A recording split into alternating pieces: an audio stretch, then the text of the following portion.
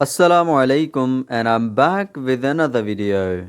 اس video میں ہم story سے انگلش سیکھنے جا رہے ہیں کیونکہ اسٹوری سے انگلش سیکھنا بہت مزیدار ہوتا ہے. اسٹوریز انٹرسٹنگ ہوتی ہیں, بندہ بور بھی نہیں ہوتا اور اس سے ہمیں نیو فریزز, نیو ورڈز اور ووکیبلری بھی ملتی ہے. اور اس سے ہمیں یہ بھی پتہ چلتا ہے کہ انگلش سے اردو یا انگلش سے ہندی میں ٹرانسلیٹ کیسے کرتے ہیں.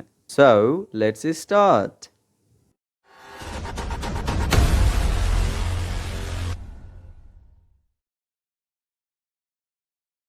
It is said کا مطلب ہوتا ہے کہ کہا جاتا ہے. It is said کہا جاتا ہے that a king who was passing by an orchard along with his companions کہ ایک بادشاہ جو اپنے ساتھیوں کے ساتھ ایک باغ کے قریب سے گزر رہا تھا saw someone throwing pebbles تو اس نے کسی کو کنکر پھینکتے ہوئے دیکھا.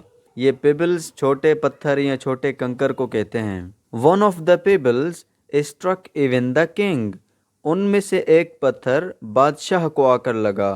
He ordered his servants to bring the pebble throwing person before him تو اس بادشاہ نے اپنے خادموں کو حکم دیا کہ اس کنکر پھینکنے والے شخص کو اس کے پاس حاضر کیا جائے. The servants brought an uncultured person تو اس کے خادم ایک گنوار اور ان پڑھ شخص کو لے کر آ گئے.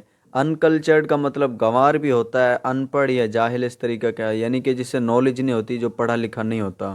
The king asked بادشاہ نے پوچھا Where did you get these pebbles from تم نے یہ کنکر کہاں سے حاصل کیے. Terrified he replied Terrified کا مطلب ہوتا ہے ڈرا ہوا, تو اس نے ڈرتے ہوئے جواب دیا I saw these beautiful pebbles while wandering at a desolate place ڈیسولیٹ یہ ویران کو کہتے ہیں, یعنی کہ ڈیسولیٹ پلیس یعنی کہ ویران جگہ. وانڈرنگ یہ وانڈر کی فورتھ فارم ہے جس کا مطلب ہوتا ہے گھومنا, آوارہ گردی کرنا یا پھرنا یا تو چکر لگانا. میں نے ایک ویران جگہ سے گزرتے ہوئے ان خوبصورت کنکروں کو دیکھا تھا. So I put them in my pocket تو میں نے ان کو اپنی جیب میں ڈال دیا. When I reached this orchard جب میں اس باغ میں پہنچا I used these pebbles to pluck fruits from the trees تو میں نے درختوں سے فروٹ توڑنے کے لیے ان کو استعمال کیا, یعنی ان کو پھینک رہا تھا, مار رہا تھا کہ میں فروٹ توڑ لوں.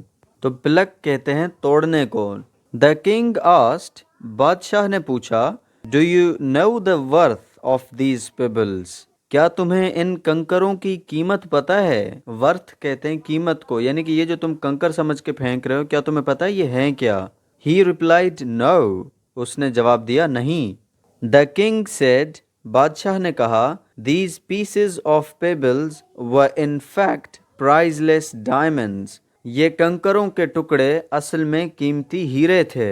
Which you have lost جو کہ تم نے ضائع کر دیے ہیں due to your foolishness اپنی بے وقوفی کی وجہ سے. تو وہ جو گنوار شخص جو ان کو پتھر سمجھ کر پھینک رہا تھا تو وہ اصل میں قیمتی ہیرے تھے. On hearing that, the uncultured person regretted a lot. یہ سن کر اس ان پڑھ شخص نے بہت افسوس کیا. But his regret was useless. لیکن اس کا افسوس بیکار تھا. Because he had lost the priceless diamonds forever. کیونکہ اس نے وہ قیمتی ہیرے ہمیشہ کے لیے کھو دیے تھے. اب اس اسٹوری کا مورل کیا ہے ہم دیکھتے ہیں.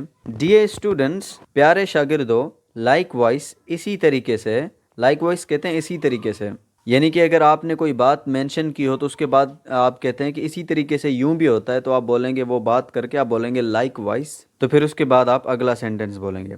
لائک وائز اسی طریقے سے the moments of our life are also priceless diamonds ہماری زندگی کے لمحے بھی قیمتی ہیرے ہیں.